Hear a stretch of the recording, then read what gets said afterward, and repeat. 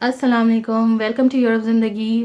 उम्मीद है आप सब ठीक होंगे, खैरियत से होंगे और thank you for the viewers for watching the videos.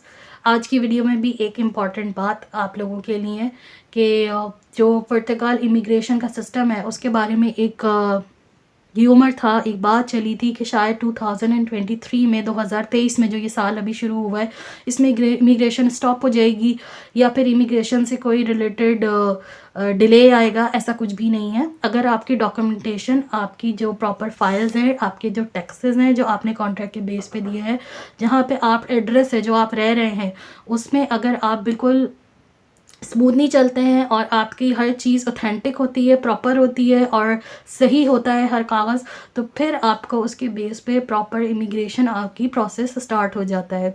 तो जब भी आप पुर्तगाल में एंटर होते हैं और एंटर होने के बाद अपनी फ़ाइल लॉक करवाते हैं, ठीक है, जो सेफ एंट्री कहलाती है।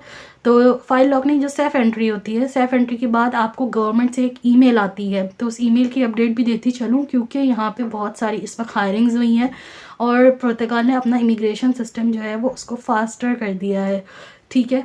तो फास्टर करने की वजह से इस वक्त जो है जिन लोगों ने कुछ साल पहले फ़ाइल अपनी जो है वो अपनी जो सेफ एंट्री करवाई थी, तो उसके फ़ाइल सबमिशन के जो टाइम है, जो ईमेल की अपडेट है, जो अपॉइंटमेंट है, वो उनको मिल चुका है। तो इस वक्त आज जैसे ये जो वीडियो मैं बना रही हूँ और अपलोड कर रही हूँ 17 जनवरी 2023 है। तो जो 2021 के लोग, जिन लोगों ने अपनी फ़ाइल के लिए अपॉइंटमेंट लिया था, जो सेफ में जाके अपनी एंट्री करवाई थी, उनको 9 जनवरी 2021 के जो लोग हैं उनको ईमेल आ गई है। अपनी आपको ये नॉलेज होगी कि अगर पिछले दिनों कुछ प्रोसेस स्लो था कोविड की वजह से, ठीक है, और उसकी वजह से कुछ लोगों का डिले आया था। और ये भी बताती चलूँ कि जब मैं पुर्तगाल आई थी तो तब भी प्रोसेस स्लो था क्योंकि कोविड से बीच में कोविड आ गया था, ठीक है। तो जैसे आपको पता है कोविड से हर चीज़ स्लो हो गई थी और सारे जो डॉक्यूमेंटेशंस वगैरह थी, वो लोग थे वो कम हो गए थे, तो इस वजह से प्रोसेस स्लो हो गया था। बट 2 साल पहले तक जो टाइम था, जो 2020 का और 19 का टाइम था, उस वक्त 1 साल में आप लोगों का टेम्पररी रेजिडेंस कार्ड बन जाता था, ठीक है। तो जो फ़ाइल के लिए, अपॉइंटमेंट के लिए ईमेल आती थी वो आपको ईमेल आ जाती थी।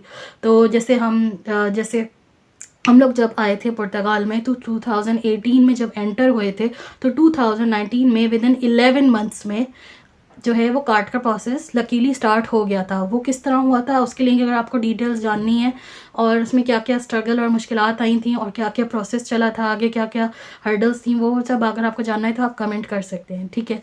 तो इस वक्त मैं आपको बता रही हूँ, तो पहले ये 1 साल का प्रोसेस था, उसके बाद कोविड आया तो चीज़ें थोड़ी डिले होना स्टार्ट हो गई। जो फाइल्स थी वो इतना रश था कि वो चीज़ें स्टार्ट हो गई डिले होना।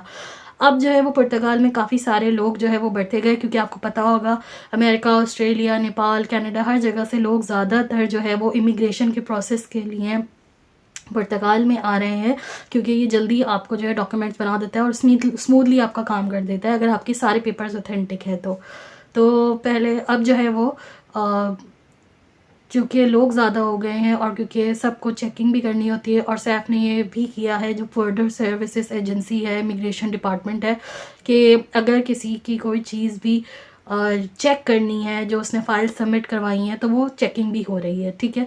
तो अभी रिसेंटली एक केस हुआ है जो कि सामने आया था कि एक जो पर्सन था, कैंडिडेट था, वो इमिग्रेशन के लिए, जब वो टैक्सेस वगैरह उसके पूरे थे, लेकिन जब वो इमिग्रेशन के लिए अपने फिंगरप्रिंट्स देने गया, कार्ड से पहले आपके फिंगरप्रिंट्स होते हैं जो कि आपके लिए आपके बायोमेट्रिक कहलाते हैं, तो वो जब देने गया तो वो उसके नहीं लिए गए। उनको कहा गया कि आपका कॉन्ट्रैक्ट, आप जहाँ जॉब कर रहे हैं वो चेक किया जाएगा, आपका जो एड्रेस है वो चेक किया जाएगा, सब वेरीफाई किया जाएगा।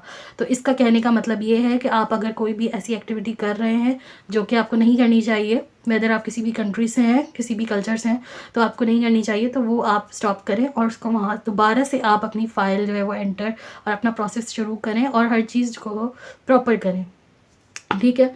तो अभी जो प्रोसेस है वो अगर आपने अभी अपनी जो फ़ाइल है वो सेफ एंट्री करवाई है या जो भी आपने फ़ाइल लॉक करवानी है या फिर आपने सेफ एंट्री करनी है, तो उसके लिए जो आपको ईमेल आएगी वो 20 महीने के पहले भी आ सकती है और बाद में भी आ सकती है, ठीक है। 2 साल के अंदर अंदर का ये प्रोसेस चल रहा है।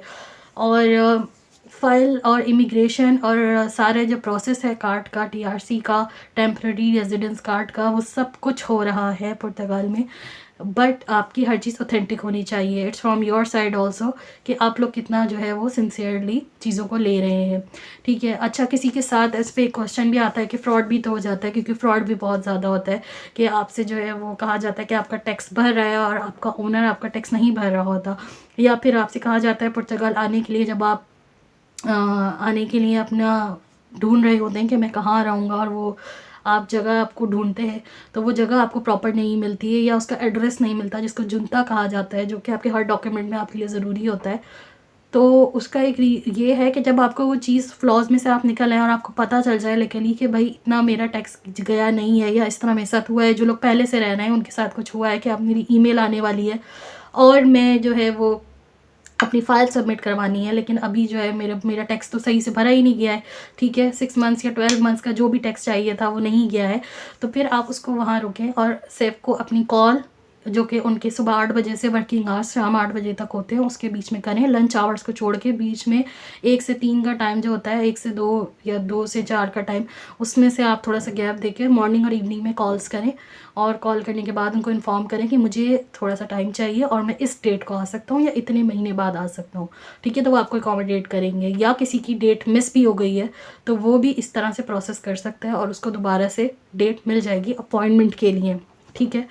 और जो भी आपका प्रोसेस है उसको लीगलाइज तरीके से सबमिट और हर उसका जो प्रोसेस है वो फॉलो करें। अच्छा, तो जो टाइम लग रहा है वो जो है वो 20 महीने का लग रहा है और 9 जनवरी की, जैसे कि आपको पता है, ईमेल आ चुकी है। अब इसके बाद दूसरे लोगों को ईमेल आएगी, तो जो लोग भी वेट कर रहे थे उनको विश यू गुड लक कि उनको जो है वो ईमेल मिल जाए। इस तरह आपका प्रोसेस जो है वो आगे बढ़ने के लिए ईजी हो जाएगा।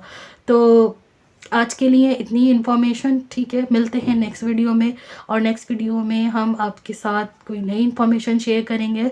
तो stick to the channel, like and subscribe. अल्लाह हाफ़िज़।